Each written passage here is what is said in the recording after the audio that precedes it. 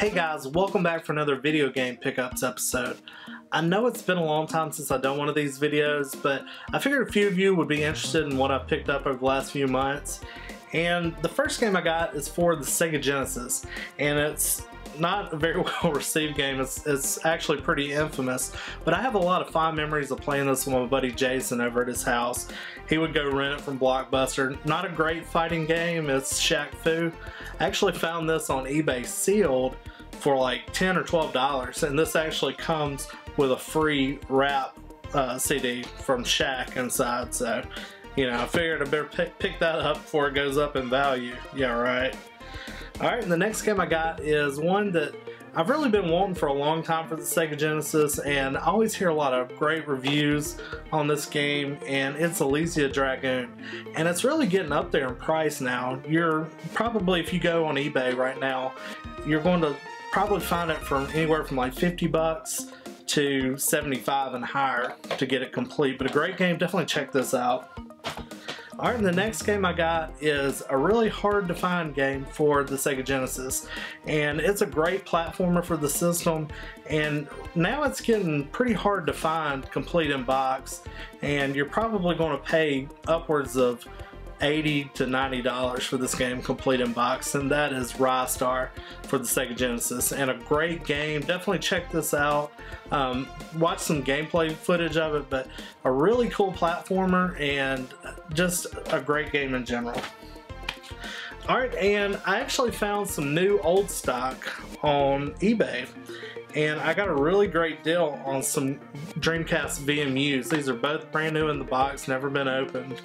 And I think I got both these for like $8.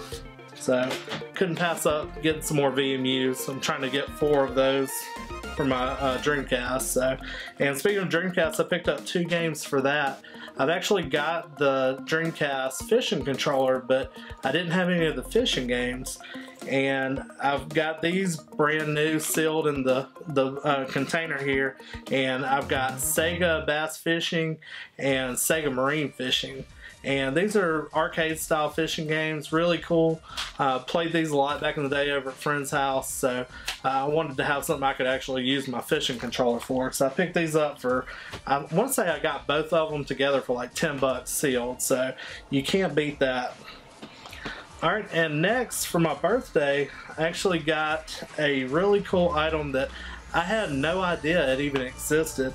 My buddy Larry got this for me, and it is the Super Nintendo version of Zero Mission, and this is actually a hack of Super Metroid, and it's put out there by 8-Bit Evolution. Definitely check this out, guys. It won't work on like a Retron 5 or anything like that, so you actually have to play this on a Super Nintendo, but a really cool hack of this game. Probably one of the more popular hacks of the Metroid series, so I'm definitely looking forward to checking this out, and appreciate that, Larry. Alright, and next I got a really cool game that's kind of getting hard to find for the Xbox 360, and that is Star Trek Legacy. And Legacy is a really cool game. You kind of start off as the Enterprise, and Scott Bakula does like the voice acting for this, and you go through the missions, you control the starship. The one complaint I have about this game is the controls are a little sluggish, and I haven't played around with it a lot to see if you can increase the sensitivity of the controls, but a definitely cool game, and you can do like skirmishes. You can be pretty much any of the different factions in the Star Trek universe, like the Klingons, the Borgs, the Federation. So really cool game. Definitely check this out, and you can pick it up for the 360 for around, I'd say, 20 bucks or so, but it's getting hard to find because they did a limited print run of this because it wasn't very popular when it first came out, so they didn't keep making these. Alright, and the next 3 games I got are actually for my Vita, and I've gotten a lot of play out of my Vita here lately. I've been doing a lot of traveling and a lot of working on the road, so one of the first games I got from my Vita is a really cool game called Muramasa, and it's a really neat beat 'em up, very unique style. It's kind of like a Japanese, like hand-painted animations, kind of similar to Dragon's Crown if you ever played that, but different in ways. But a really cool game. Definitely check that out if you haven't played that. And the next game I got is probably, if you're a fan of like Telltale games, you're going to love this. It's The Wolf Among Us. I actually finished the story already, and it was very unique. I'm looking forward to. Hopefully, they'll do another sequel to this. That's all I'll say. But a really great game by Telltale. You're basically the big bad wolf. You're the sheriff of Fabletown, and you're trying to solve a murder. So, really cool game there. All right, and the last game I picked up was Child of Light. And guys, this is a game that's actually available for Xbox 360, PS3, I believe it's on the Xbox One and PS4, as well as the PS Vita, but I picked this up on the Vita, and this is one of the best RPGs I played here recently.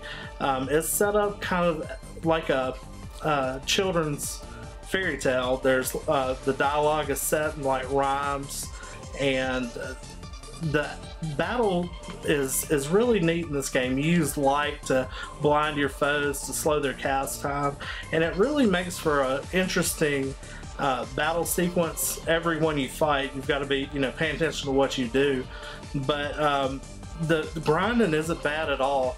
You're constantly leveling up some of your characters, so a really good game. Great pacing. Is just the right length of time. It's not long, but it's not short either. It's just the right length of an RPG to me. All right, and I got two systems, and both of these are systems that I've been wanting for a long time. And the first one is the 3DS XL. It's the Majora's Mask version, and I'll do some close-ups of the actual system itself, but to me this is the best looking 3DS XL you can buy. Really neat designs on it. It's got a glossy finish to it, as opposed to the other Legend of Zelda version of the 3DS XL. It had kind of a matte finish to it, but I love this glossy finish. It looks great. Alright guys, and the last thing I picked up, and this is highly recommended for all of you retro gamers out there, is the Retron 5. And I've been wanting this for a really long time, and I kind of put off buying it. And guys, this is so worth the purchase. You can play Game Boy games, Game Boy Advance, Nintendo, Famicom, Super Famicom, Super Nintendo, Sega Genesis. If you've got the Sega Master System Power Brick, you can play it on here. But what's really cool is it upscales to 1080p.